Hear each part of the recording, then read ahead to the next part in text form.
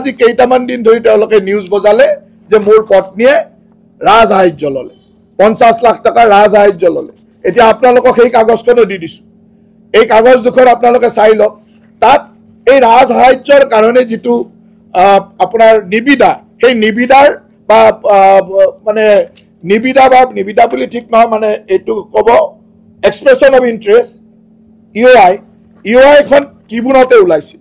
আৰু ট্ৰিবিউনত তেওঁলোকে এই এডভাৰটাইজমেন্টটো দিছিল যে এনেকে তেওঁলোকে ৰাজসাহায্য দিব গভৰ্ণমেণ্টে তাত লিখা আছে কিহৰ কাৰণে দিব assistance to entrepreneur for establish of commercial dairy farm এটো 2022-23 বৰ্ষৰ কাৰণে 20টা ইউনিট দিবৰ কাৰণে তলত লিখা আছে ইউনিটৰ নম্বৰে লিখা আছে ফিজিক্যাল টাৰ্গেট ডিউৰিং 22-23 20টা ইউনিট 20টা ইউনিট দিবৰ কাৰণে তেওঁলোকে এডভাৰটাইজ কৰিছিল আসাম ট্ৰিবিউন কাকতত প্ৰথমবাৰ এডভাৰটাইজ কৰোতে তাৰ এপ্লিকেশন অত্যন্ত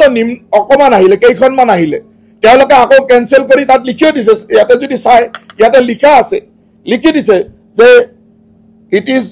for the general notice that due to non receipt of sufficient number of applicants for the expression of interest the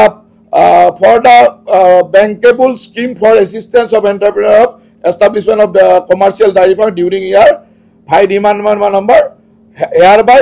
stand cancel তাৰমানে এবাৰ তেওঁলোকে এডভাৰটাইজ দি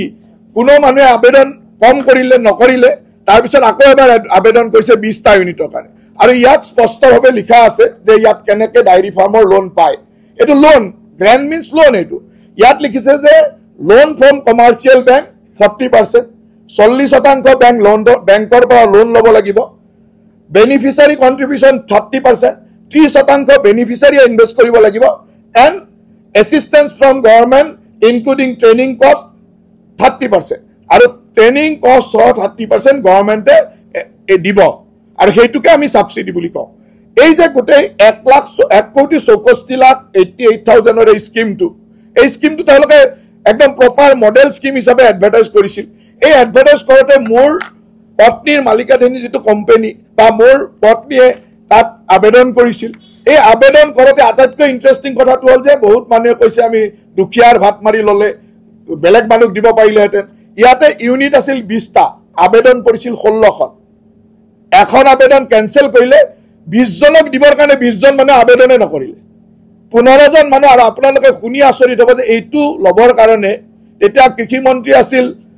অতুল বৰা ডাঙৰীয়া মই অতুল বৰা ডাঙৰীয়াক ক'ব লগাৰ কোনো প্ৰয়োজন নাছিল কিয় এই কাৰণে আছিল যে ইয়াত আবেদনে কৰিছে 16 জনে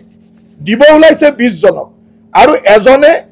আবেদন কৰা এজনৰ কেনসেল হল তেওঁৰ কিবা ডকুমেন্ট শৰ্ট আছিল বাকি 15 জনক দিছে 15 জনৰ লিষ্টখন আপোনালোকে টিভিত অলৰেডি ওলাইছে মই লিষ্টখনো দি দিছো আৰু তাৰ আগত চালে হল আবেদনৰ তেওঁলোকে লিখি দিছে যে ইউনিট কেইটা আছিল তলত আপুনি যদি প্ৰথম এডভাৰটাইজমেন্টটো চাই তাৰ তলতে লিখা আছে যে ফিজিক্যাল টাৰ্গেট ডিউৰিং 22-23 20 ইউনিট তাৰমানে 20 জন মানুহক দিবৰ কাৰণে এই এডভাৰটাইজটো কৰিছিল এই এডভাৰটাইজটোত 16 জন মানুহে আবেদন কৰিছিল এজনৰ আবেদন কিবা কাৰণত তেওঁৰ ডকুমেন্টস আগে নাছিল কেনসেল হল 15 জনক দিলে ইয়াতে কোনোবাই আবেদন কৰিলে জুনে আবেদন কৰিছে তে পালেহেঁতেন আৰু মোৰ পত্নীয়ে যেহেতু ডাইৰী ফাৰ্ম আৰু ইয়াতে ডাইৰী ফাৰ্ম কৰিবৰ কাৰণে এক্সিস্টিং ডাইৰী ফাৰ্ম থাকিব লাগিব এই ডাইৰী ফাৰ্মখন আপগ্ৰেড কৰিবৰ কাৰণে তেওঁলোকে লোন দিব আৰু লোন লবৰ কাৰণে বেংকে আপোনাক লোন দিব লাগিব বেংকে লোন দিলে তেওঁলোকে বেংকলৈকে সাবসিডিটো পঠাই দিব সাবসিডি